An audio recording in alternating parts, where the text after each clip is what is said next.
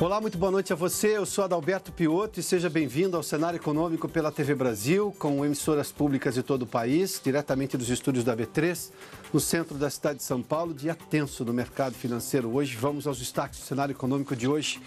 Pesquisas eleitorais mudaram o mercado, aliás, é exatamente a razão de a gente ter tido hoje queda do Ibovespa e alta do dólar, uma alta expressiva. Para se ter uma ideia, o dólar superou os R$4 hoje.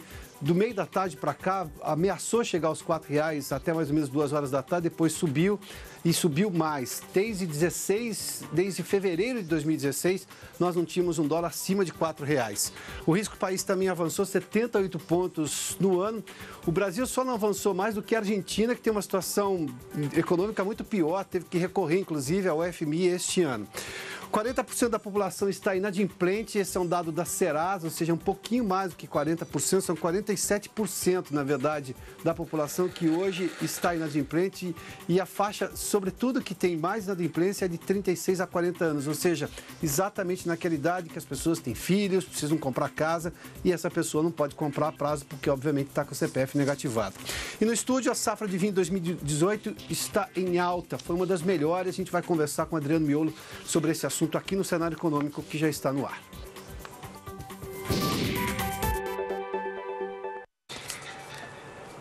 O dólar superou a casa dos R$4 na cotação de hoje. Isso não acontecia desde o mês de fevereiro de 2016, ou seja, ainda no pré-impeachment, só para se lembrar dos últimos fatos políticos também que interferiram na economia. Naquele momento, a economia brasileira vinha de um primeiro ano negativo do PIB, que foi 2015, 2016 confirmou uma redução do crescimento econômico, na verdade, um recuo do crescimento econômico que nós tivemos lá em 2016. Foram 2 anos de PIB negativo.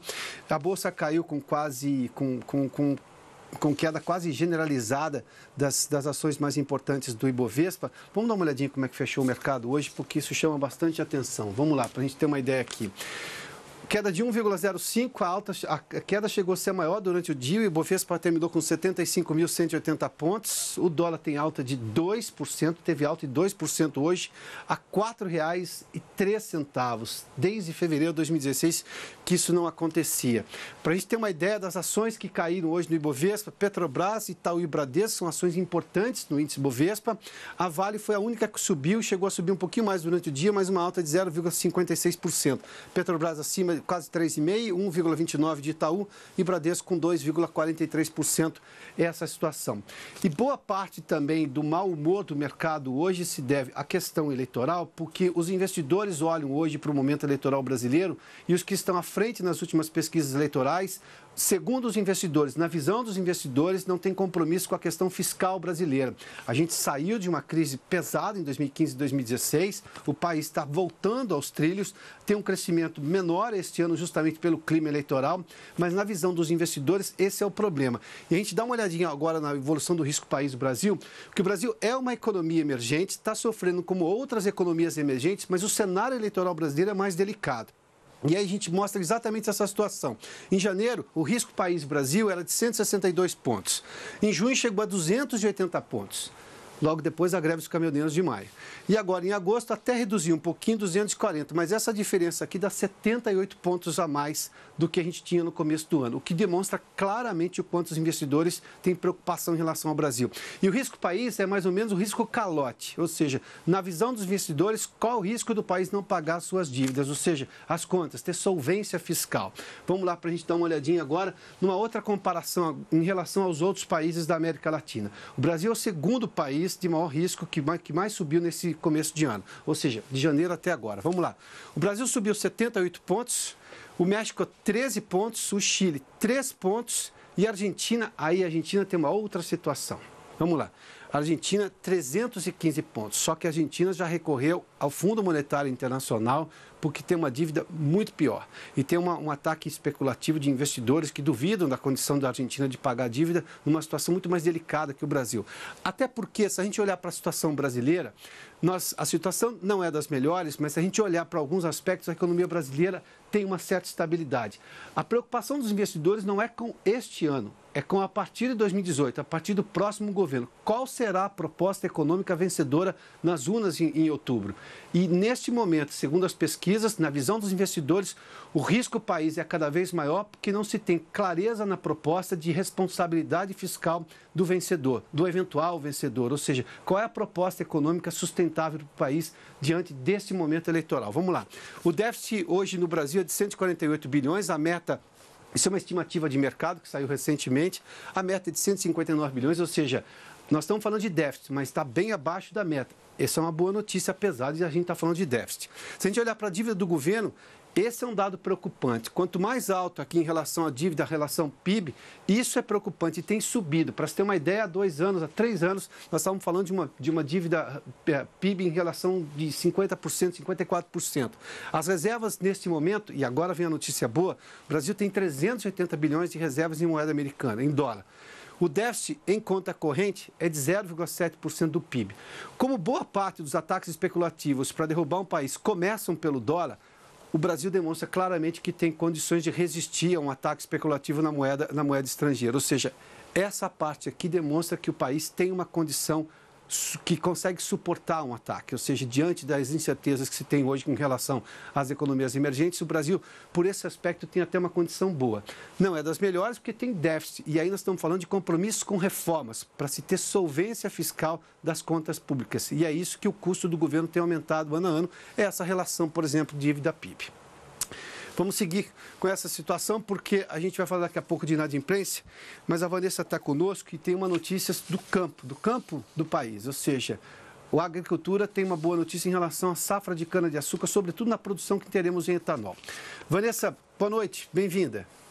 Obrigada, Piotr. Boa noite para você, boa noite a todos. A Conab estima um aumento de 0,4% na produção total de cana-de-açúcar em relação à safra 2017-2018. A previsão agora é de mais de 635 milhões de toneladas. O aumento é motivado pela maior produção de etanol em relação ao açúcar, que deve superar os 30 bilhões de litros, uma alta de mais de 11%.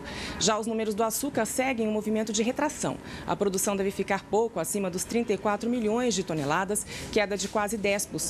A área colhida também deve ter diminuição, recuo de 0,8%, reflexo da devolução de terras arrendadas e também da rescisão de contratos com fornecedores. Piotr.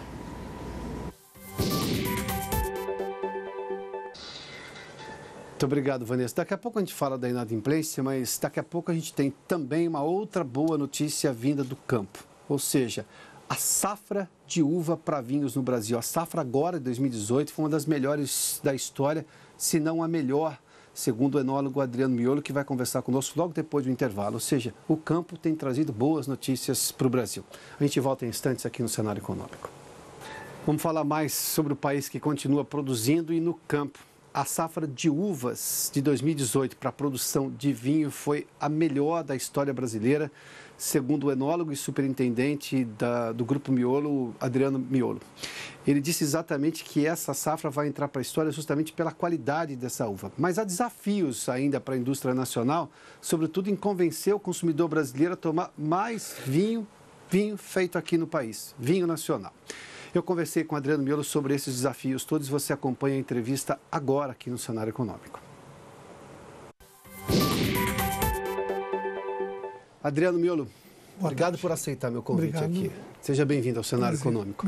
Bom, se a gente fizer uma análise rápida da história do vinho brasileiro, eu particularmente gosto de dividir em 3 etapas. Até mais ou menos da história de quando se começou a plantar videiras aqui no Brasil e fazer vinho, até mais ou menos o começo da década de 90. Depois, o final da década de 90, quando saiu a primeira grande safra brasileira, que foi em 1999, que pelo menos aqui reuniu mais gente. 91 também foi importante. E essa mais recente, que mais gente, com mais terroirs, mais área plantada no país. E vocês estiveram exatamente na liderança e apareceram no meio dessa segunda revolução do vinho brasileiro. O que de lá até agora mudou, Adriano? Porque vocês têm produção em várias localidades do país, com o que se chama no mundo do vinho, de vários terroirs, ou seja, de características especiais que dão uma novidade para o vinho daquela região. O que mudou de lá para cá, Adriano? Então, dá para dizer que nesses últimos 20 anos mudou muita coisa na vitivinicultura brasileira. De tecnologia aplicada. Tecnologia, mudou a geografia do vinho no Brasil, a geografia da viticultura, né? Com o surgimento das novas regiões. Tudo se fazia na Serra Gaúcha. Tinha projetos lá na campanha com a própria Almaden, né? Que há 45 anos atrás, mas ainda pouco conhecido. Então, tudo era muito restrito à Serra Gaúcha. E se fazia tudo lá, vinhos brancos, vinhos tintos, espumantes, um leque de variedades muito grande.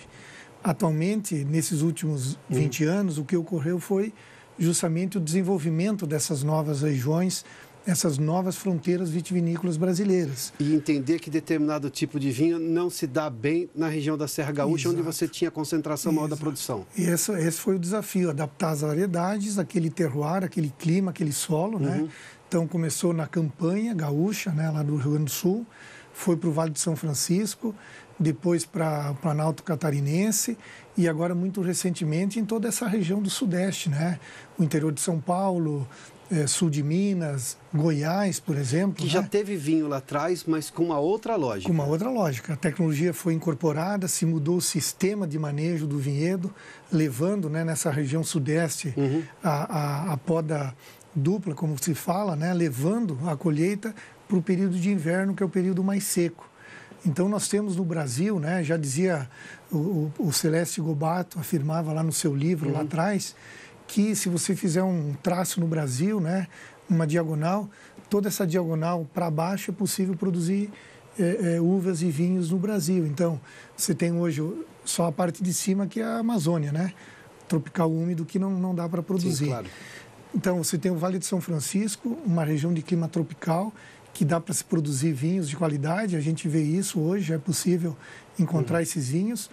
Você tem depois o outro extremo, o Rio Grande do Sul, com a viticultura tradicional, uma viticultura de clima tropical, portanto, a mais tradicional a nível mundial. E você tem aí no meio esse gap que faltava, que é toda a viticultura subtropical, que é essa nova viticultura que está sendo feita hoje, né? Sul de Minas e interior de São Paulo, até no Rio de Janeiro, né? Na Serra do Rio já está se produzindo vinhos naquela região. Então, você vê que tem um Brasil vitivinícola completamente diferente do que era 20 anos atrás, numa só região. Falando em tecnologia, toda vez que se conta a história recente do vinho brasileiro, se fala que o Adriano Miolo foi enviado para estudar na Argentina, para fazer enologia na Argentina. Você é enólogo de profissão, obviamente está à frente de uma companhia que tem uma história já importante no país. Agora, do que se aprendia em enologia lá e do que se aplica hoje no Brasil, o Brasil hoje consegue formar enólogos dentro do Brasil ou técnicos em enologia com competência para atuar diante dessa nova tecnologia e os desafios que se tem climáticos no país? Com certeza. Na minha época, quando eu saí para estudar, não tinha curso superior de enologia, era só um curso médio. Eu procurei me aperfeiçoar fora do país. Mas hoje o Brasil já oferece, né, cursos técnicos, cursos superiores, e não só no Rio Grande do Sul, né? Já tem escola em São Paulo, já tem escola de enologia no Vale de São Francisco, e todas conectadas com o que tem de mais fino na arte tecnológica para se produzir vinhos? Com certeza. Hoje a tecnologia vitivinícola ela é muito rápida, né? Se dissemina muito rapidamente. O que você faz de mais inovador na Europa, na safra seguinte já está sendo utilizado no Brasil e no Hemisfério Sul. Então, a tecnologia é muito rápida. O Brasil se desenvolveu rapidamente essa parte tecnológica, tanto a nível de vinhedo. Talvez o vinhedo demorou um pouco mais que a indústria propriamente, né? Porque primeiro houve o desenvolvimento da indústria vitivinícola a nível de tecnologias de cantina, né? Então, o advento do aço inox, o advento dos controles de temperatura de fermentação, começou antes no Brasil do que até mesmo no Chile e na Argentina, né?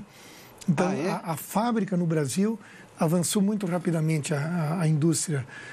A parte vitícola é que ficou um pouco atrasada, mas nesses últimos anos recuperou esse atraso, né? Então, até 20 anos atrás, ainda se falava e se defendia latada para vinho de qualidade no Rio Grande do Sul, né? Latada é a parreira que você tinha lá no quintal da avó, isso? Que cobria a pérgola, né? O parredal. Que fazia sombra, isso? Então, hoje não se discute mais isso, é tudo espaldeira, simples. Com maior exposição ao sol. Maior exposição. Que faz diferença, até porque, para o espectador que não está acostumado, uva de vinho é uma coisa, uva para comer como fruta é outra coisa. É outra coisa. Então, a diferença... Você ter concentração maior na uva de vinho. E a maturação maior também, né? Tá, falando sobre tecnologia, mas o que se fez lá no Nordeste, que os europeus vinham aqui, ficavam maravilhados, porque se tinha 2, até 3 ou 4 safras por ano. Ali nós fomos inovadores ou já tinha experiências no mundo que com aquele tipo de clima era possível fazer 2 safras por ano? Nós fomos inovadores e revolucionários naquele momento. Nós estamos falando de também 20 anos atrás. Mas se a gente for ver a história da vitivinicultura do Vale de São Francisco, ela remete a 50 anos atrás, quando se instalou lá a própria Cinzano na época, né? Mas era para vermute, não era para vinho, né?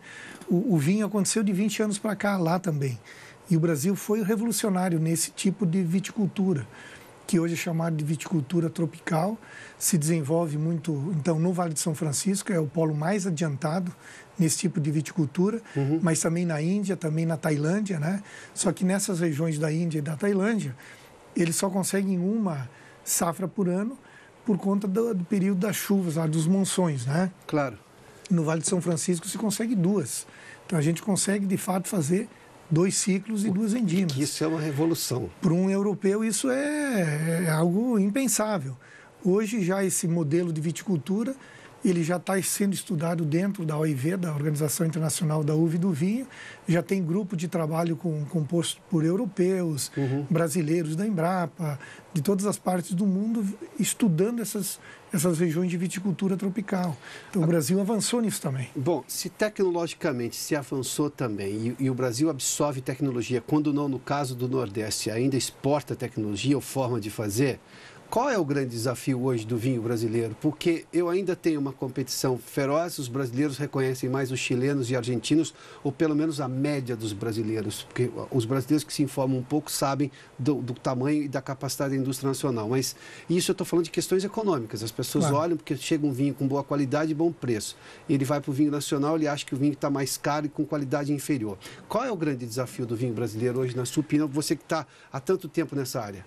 Então, veja só, tudo que a gente falou de inovação, tecnologia, tudo que se incorporou nesses 20 anos, o brasileiro tomava vinho brasileiro há 20 anos atrás, mais ou menos mais de 50% do volume consumido no Brasil era vinho brasileiro e menos de 50% era importado. Agora, no último ano, nós chegamos a 90% de consumo de vinho importado, só 10% de vinho brasileiro. No espumante é um pouco diferente, né? Um pouco o inverso, se consome então de 80% de espumante brasileiro e somente 20% de importado. Porque a qualidade brasileira não dá espaço para o estrangeiro chegar, além de qualidade e preço, é isso? Eu acho que é uma questão de percepção e também uma questão econômica tributária que também se pode conversar, mas principalmente percepção e imagem, né? Então, tudo isso que a gente falou de melhoria ocorreu lá no campo, né? Ocorreu no vinhedo, ocorreu na vinícola. Tudo isso está começando a chegar agora no mercado, nesses últimos 5 anos. Com essa qualidade da tecnologia aplicada lá, manejo e tudo mais. O consumidor brasileiro agora está vendo rótulos de todas, pelo menos 10 regiões diferentes do Brasil, que não tinha antes, era só Serra Gaúcha. Então, isso tudo está chegando agora no mercado. Nesse período de melhoria, de inovação, o brasileiro deixou de tomar o vinho brasileiro. Houve uma enxurrada de oferta de vinho do mundo todo, que fez com que o brasileiro provasse. O vinho é assim, né? Instiga a pessoa a provar toda hora e conhecer, né, os vinhos do mundo todo. Claro. E nesse período, parece que o brasileiro deixou de tomar o vinho brasileiro, porque estava com a percepção do vinho brasileiro de 20 anos atrás.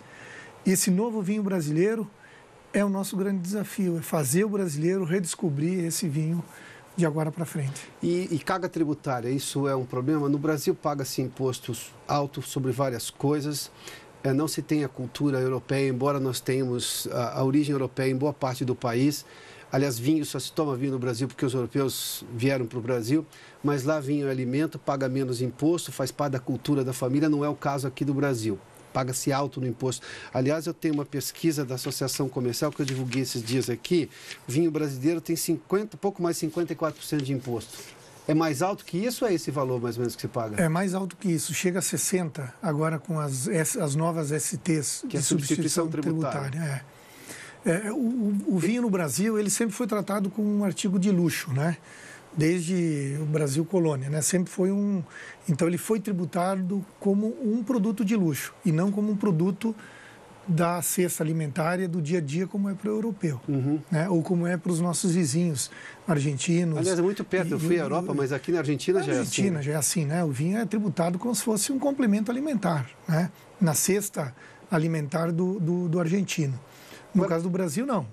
Agora, Adriano, por que você acha que a gente não consegue avançar por esse aspecto se temos exemplos tão próximos de nós, além da nossa origem, ou a origem europeia, que faz parte da lógica brasileira também? Falta o quê? Informação, porque o setor gera emprego, gera riqueza. Aliás, a aplicação de tecnologia é um avanço. O Brasil é exportador de vinho. Aliás, o espumante brasileiro é reconhecido lá fora. Os vinhos tranquilos estão começando a ser reconhecidos. O que falta para convencer o Estado brasileiro de que, vendendo-se mais, vai se ganhar mais impostos do que você cobrar muito imposto em poucas garrafas? Primeiro, eu penso que falta um entendimento do próprio governo, do Estado e das pessoas que decidem por isso, né, como o vinho ser pensado como um produto do agronegócio brasileiro e não ser pensado como um produto proibitivo, que você não pode beber, né, que está dentro daquele grupo do anti-álcool, né? O vinho não pode ser pensado assim. O vinho é um produto agrícola, é um produto que faz parte da alimentação dos povos no mundo todo. Então, o problema da tributação originalmente é esse. Mas a gente sabe que não é só o vinho que é tributado no Brasil, que é altamente tributado, são a maioria dos produtos.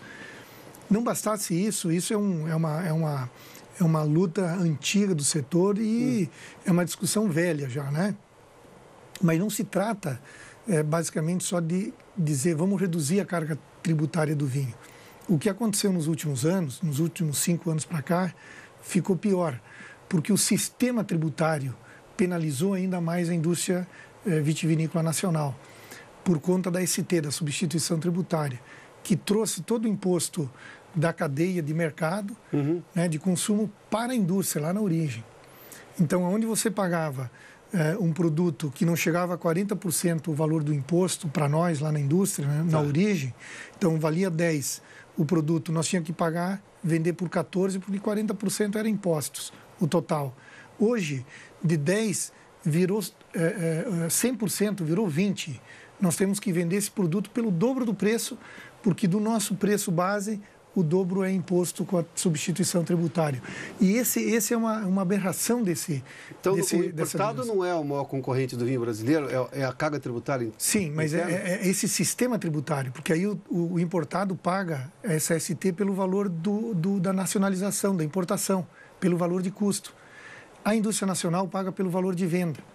Então, aí que tirou completamente a competitividade do vinho nacional. Então, se antes era difícil, agora ficou pior ainda, com essa ST e da forma que ela foi implementada. Então, esse é o nosso maior problema hoje a nível de indústria vitivinícola nacional. O tempo é curto, mas eu preciso de fazer uma pergunta rápida. Nós temos hoje uma onda extremamente importante, porque cada vez mais tem gente se envolvendo nisso, que é produção orgânica, e no caso de vinhos, fala-se em vinhos biodinâmicos, que é um processo ainda mais inovador, com pouquíssima intervenção, nenhuma intervenção maior. Isso é possível, levando-se em conta a lógica brasileira, do ponto de vista de clima, de terra e tudo mais? Tem muita gente já fazendo, mas eu estou falando de grande indústria, de grande atendimento ao consumidor, porque tem grande demanda. Assim, primeiramente, Pasteur já dizia, né? O vinho é a mais sã e higiênica de todas as bebidas. Então, o vinho já é, por si só, uma bebida natural. Então, o que se busca hoje com esses nichos de mercado de biodinâmico, de orgânico, são mercados muito específicos, né?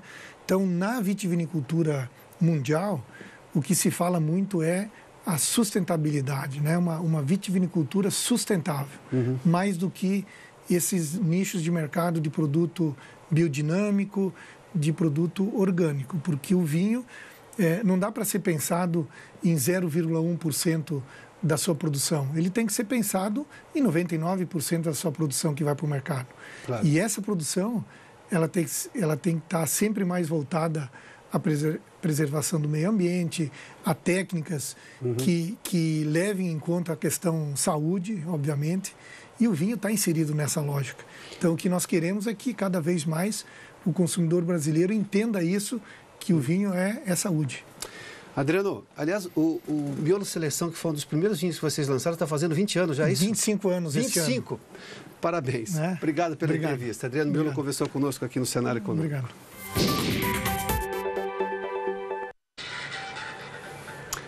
Bom, vamos falar agora um pouco sobre inadimplência. Saiu uma nova pesquisa hoje da Serasa e mostra claramente que 47% das pessoas hoje, dos consumidores que estão inadimplentes. Vamos lá, os dados estão aqui, são 61 milhões e 600 mil pessoas que estão inadimplentes no levantamento feito agora no mês de julho. Se a gente comparar com junho ainda deste ano, ou seja, o mês anterior, até reduziu um pouquinho, reduziu 200 mil.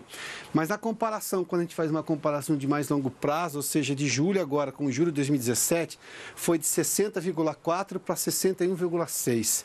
Se a gente recuar um pouquinho mais, em 2016, 59,4 para 61,6.